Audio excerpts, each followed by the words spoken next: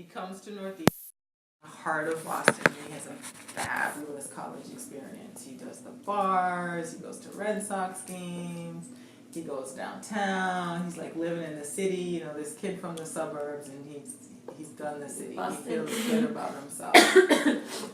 And he thought he wanted to make a lot of money, and so he applied to Wall Street investment banking firms, but it fell through.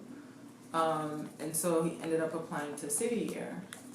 And he got accepted to City Year.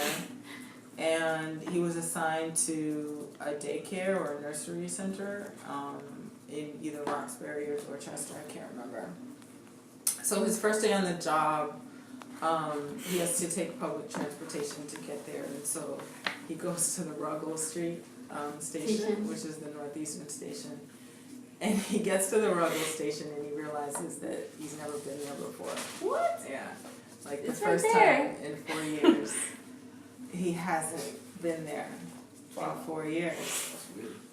So he starts to get nervous because he's starting to realize that he's about to have an experience that is different and foreign, and he's being taken outside of his comfort zone. And so he's on the train, and then he has to transfer from the train to the bus. And he has his newspaper with him, and he's reading the newspaper on the bus. And then he looks up and he realizes that he's the only white person on the bus. And so he starts to get scared, and he sort of like gets back in his newspaper. And he reads the sports section. I'm like, that's the only section in the newspaper that he ever reads. And so he gets off the bus, and he's scared because he has to walk a mile from the bus stop, roughly a mile from the bus stop to the center. And he's walking down the street, and he sees this kid, this boy coming towards him. And his heart starts pumping. He starts wondering what's going to happen to him. Like, is he going to get jumped? Is he going to get robbed? Is he going to get attacked? And he starts preparing himself to fight. Like, he's starting to think, okay, I have to fight. How am I going to do it? And so they're approaching, and the kid, you know, comes up to him, they pass, and the kid looks at him and sort of like nods his head and says, "What's up, City Year?" Because he has his jacket, his City Year jacket on. So he's surprised, one, that something, you know, dramatic didn't happen, and relieved, and he gets to his workstation, his job site, and he has a great day because he's working with these little kids, you know, like pre-K kids, and they're all, you know, like wonderful, beautiful, amazing kids. And so he's like, oh, I love this, you know, really happy. But then it's time for him to go back home, and he realizes that he has to like do the same thing and reverse his walk. And all his like fears and, you know, emotions and adrenaline start rising again.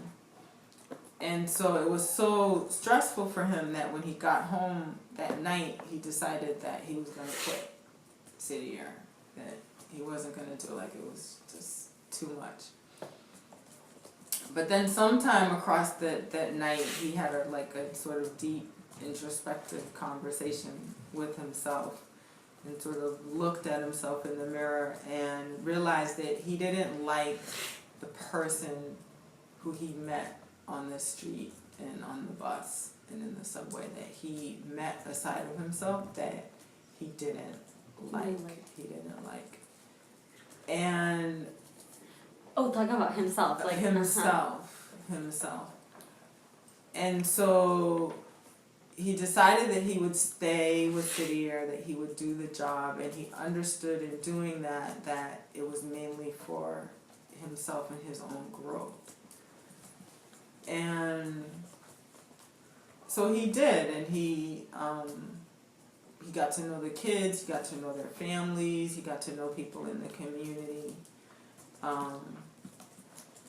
he started reading more about what was going on in the community. Like at the beginning, he would only read the sports pages, and by the end, like he was reading like all aspects of the newspaper and becoming just like more aware.